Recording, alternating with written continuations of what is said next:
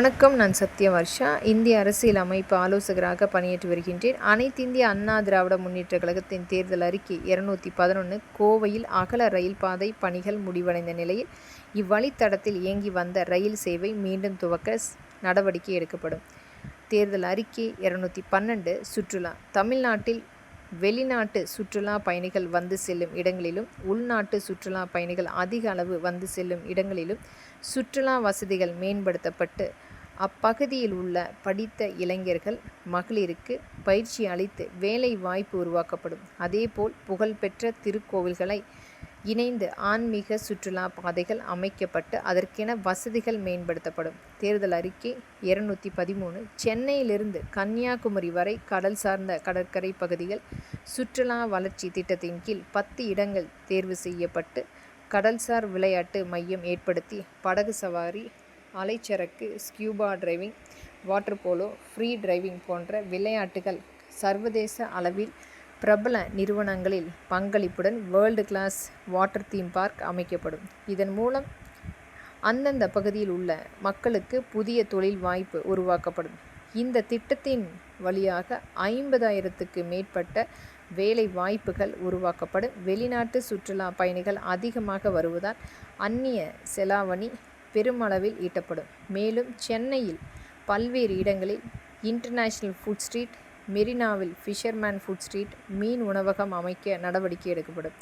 தேர்தல் அறிக்கை 214. சென்னை மற்றும் ராமேஸ்வரம், தனுஷ்கோடி ஆகிய இடங்களில் உலகத்தரத்தில் கடல் சுற்றுலா வசதிகள் ஏற்படுத்தப்படும்.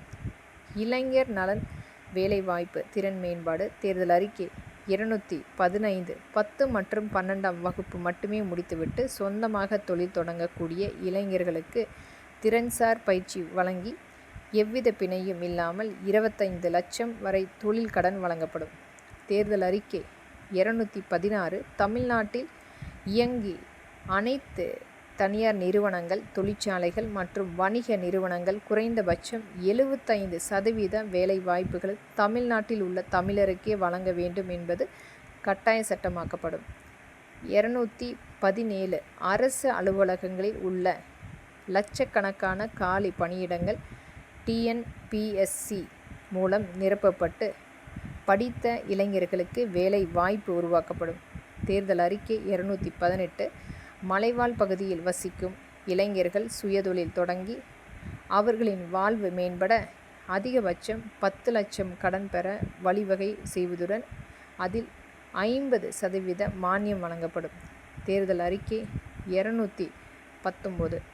நகர்ப்புறங்களில் குறிப்பாக ஏழைகள் வாழும் பகுதியில் உள்ள மகளிர் மற்றும் இளைஞர்கள் உரிய வேலை வாய்ப்பை பெருக்குவதற்கு ஓட்டுநர் பயிற்சி, எலக்ட்ரிக்கல், பிளம்பிங், தையல் போன்ற பணிகளை மேற்கொள்ள பயிற்சியும், பெண்களுக்கு வீட்டு வேலைகள், சமையல், முதியோர் மற்றும் குழந்தைகளை கவனித்துக் கொள்ளும் மிட்வேஸ், மருத்துவ தகுதிகள், செவிலியர்கள், தையல் போன்றவற்றில் பயிற்சிகள் வழங்கி அவர்கள் ஒருங்கிணைந்து வேலை வாய்ப்புகள் பெறும் வகையில் செயலி ஒன்று உருவாக்கப்பட்டு அவர்கள் பணி, சம்பளம் முதலியவை உருவாக்கப்பட்டு வாழ்வாதாரம் மேம்படுத்தப்படும்.